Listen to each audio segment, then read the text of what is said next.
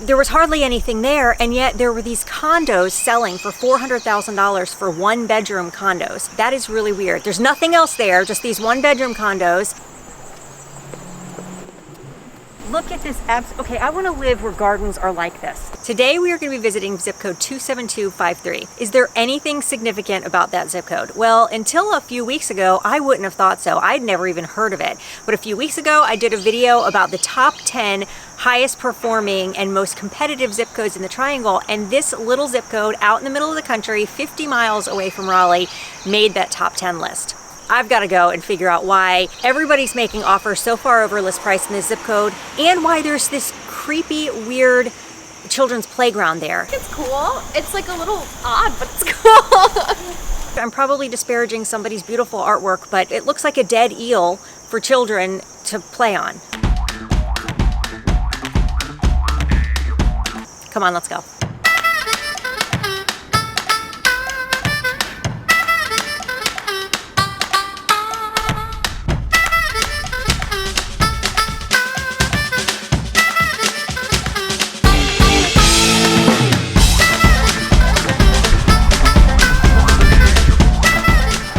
So we thought we would go into, it's not the hardware store, what is it? The general store. We went into the general store to get our lunch. We figured we were gonna eat in the gas station store. Well, this is the most fancy gas station food I have ever seen in my life. Everything is grass-fed, locally farmed, local food, they've got gluten-free, which is great because like we can't find that anywhere.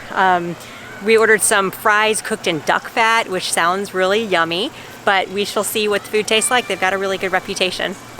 I actually could live here and not have to go anywhere. That's hilarious.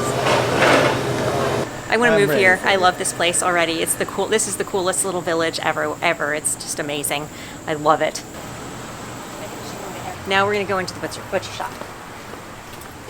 If the shop is packed, please wait outside. I'm going to peek. Is it packed? Half a pound in the pound. Oh my gosh, it smells so good. Half a pound. Huh. French onion soup, honey. Yum. I'll take all that. Just for a couple? Well, a couple of Can you come all the way out here to get meat?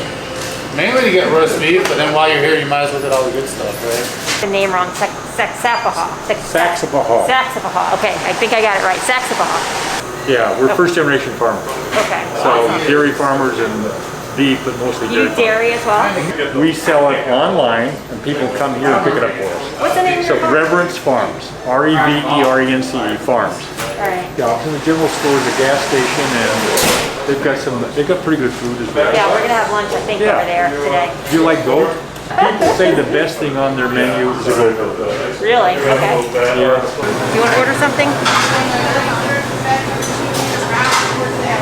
Okay, my name's Ellen Pitts. That's the name of my channel. Cool. If you search that on YouTube, it'll come up. Cool. That looks really, really delicious.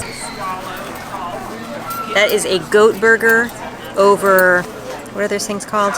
Duck fat fries. Goat burger with duck fat fries. It smells amazing. All right, let's dig in. It's a little gamey. I would have rather a hamburger.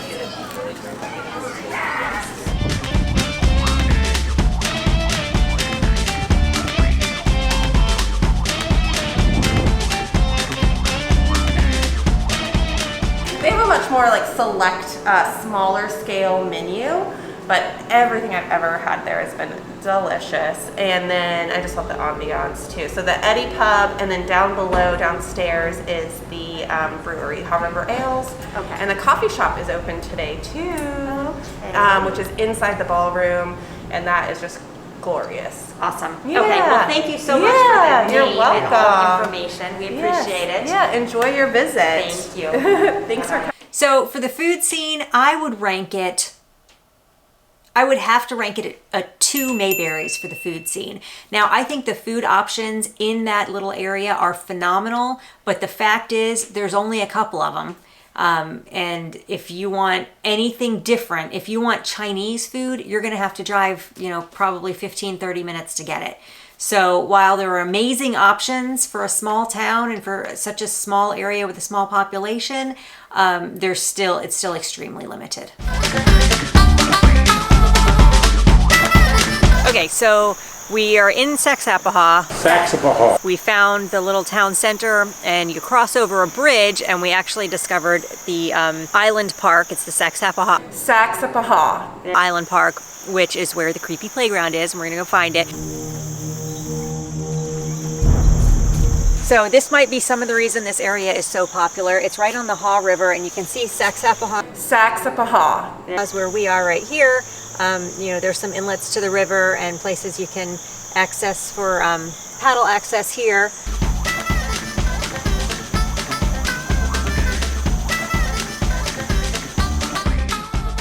And you can see this is all that zip code that we're talking about right here, all the way from Graham down here to Saxapahaw. So Saxapahaw. You are on the path to the playground. But those first two paths said that the playground was that way. How come we're not taking the first two paths that said playground this way? Because playground is this way.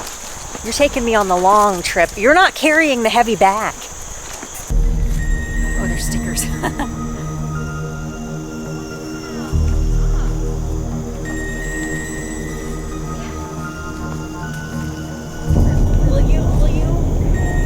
So how long have you worked? It's like a really cute community, like everyone knows each other and like a really nice way and stuff. Yeah, So- yeah.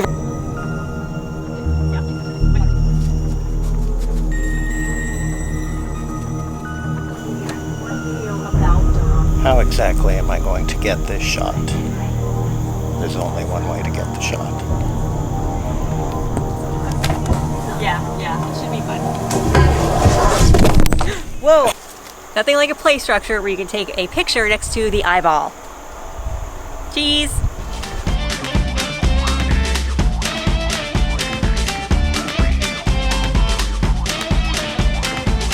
On the weekends, we're definitely more of a tourist destination. So, and especially if there's a show at the ballroom, then we're gonna get people from all over that are coming to visit. Just last week, we had a big show and people came from Tennessee and Wow. Virginia and whatnot. What kind of shows do they have? So mostly singer-songwriter, musicians. We had last week, Greg Allen Isakoff was here, Patty Griffin, Waxahachie, Ani DeFranco.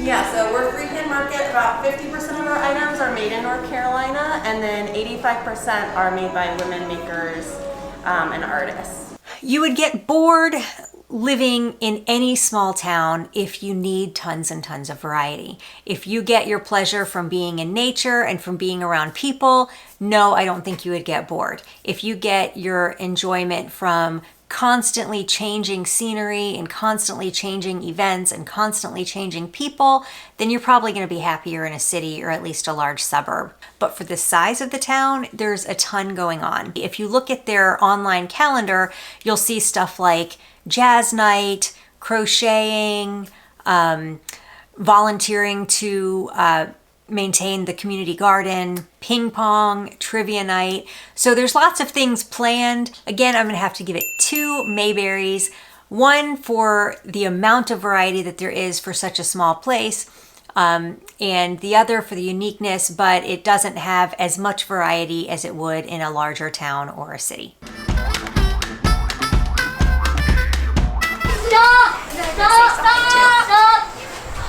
Okay, so we're actually standing in the back of the Hawbridge School, which is a charter school. And it's really cool because we've been here for like an hour now, and there's been like constant kids kind of back and forth. And they just seem to kind of hang out and use the area as part of their education, so it seems pretty cool. We moved here because my son got into the charter school. Evidently it was started in Chapel Hill about 20 years ago with an environmental focus. We liked a lot of the teachers that they had specifically. But there's a lot of things commending this school in particular from its outdoor focus. My son right now is doing online because they are still building the facility and the trailers were held up. But he's in outdoor leadership, so he's up playing in the reservoir right now. So do people move here for the school then? A lot of people on our street are specifically here for the school. We'll zoom their faces out. That's okay. So I think we need to actually get to that condo because we do have an appointment. We have to be there before 1:30. It's getting kind of late. I don't actually know where the condo is, but we're gonna find it. It's in this development somewhere. All right, it says park anywhere, take the stairs down towards the river. It looks like the stairs are down here. Here we go.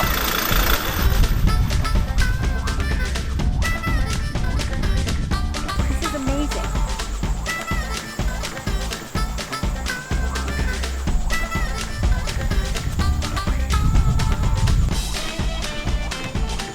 Number C204.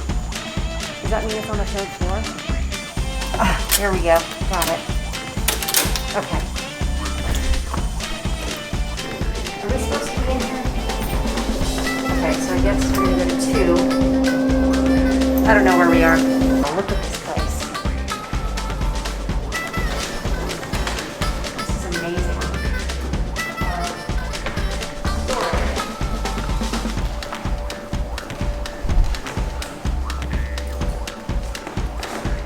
So, kind of cozy though. So, was this the old water fountain when this was actually a mill and people worked here and they stopped to get their water break? I mean, it's actually a cool piece of art now. I don't know if it was moved here or if it was, oh, well, no, because the plumbing's still in there. So that was a water fountain.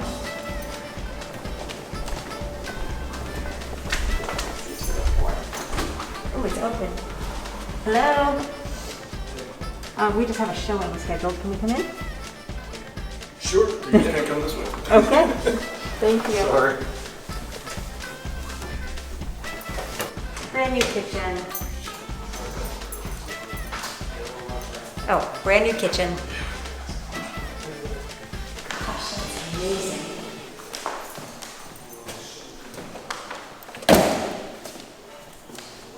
I wonder if it'll have screens. This is absolutely stunning.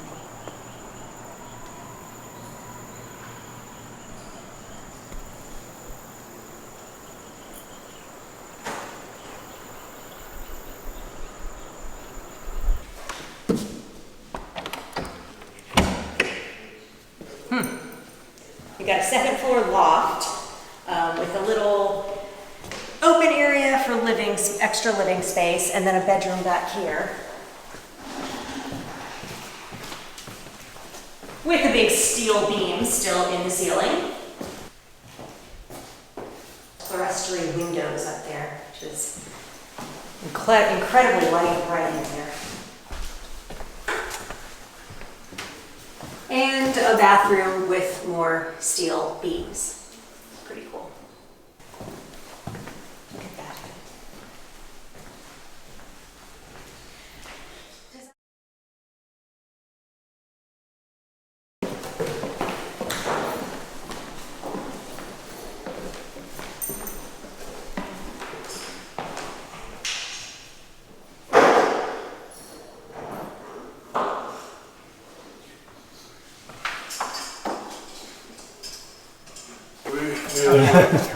Half bath right here, and then the washer and dryer goes right here. No worries. Thank you. Thank you.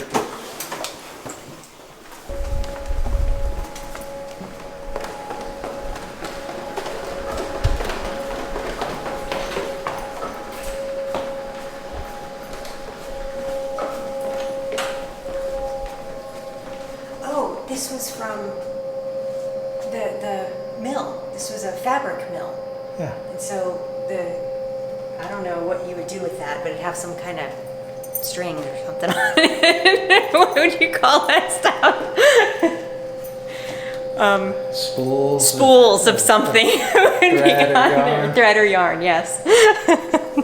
How much is this one again? Hang on a second. Let's look at how much this property is. $395,000 and you don't get a patio. But you get to live next to all this cool stuff. Unfortunately, most of the village is not purchasable. It's all owned by... That's what I was going to say. There's not many places the village to live. is supplying, I don't know what percentage of the students, but there's a bunch that live mostly in the mill houses, a few in the mill itself. Interesting. But yeah, we live in an old mill workers cottage that's been owned by the family, I think, since they were operating the mill that closed in '93. Are most people more kind of private sort of people, or is it? I think you got both. You got both. There are some like legacy residents who have been here for 30 or 40 years and remember the old days. And then you've got a lot of people that moved here in the last year or two. There's currently a waiting list for the mill or the cottages.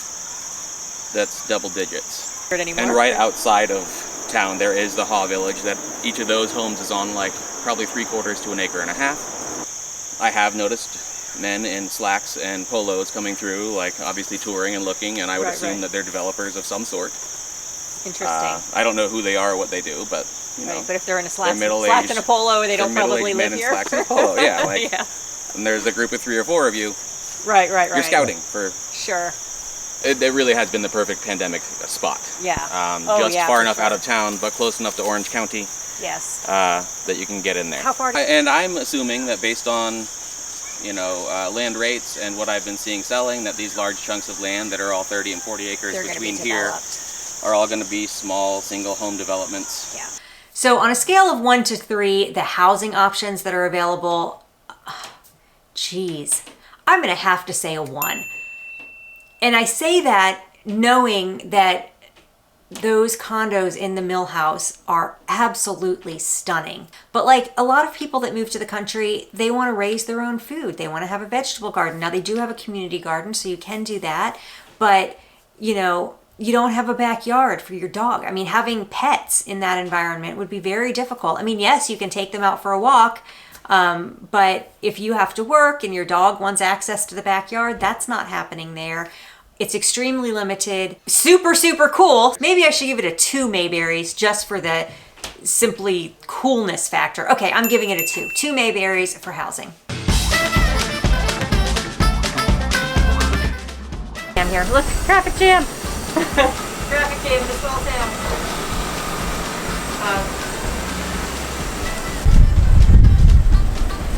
I really didn't expect it to be one building. I kind of expected it to be a little town, you know, a collection of small buildings next to each other or whatever. It has more of the feel of, rather than a small town, it has more of the feel of like you would expect like a retirement community, just because it's all so connected.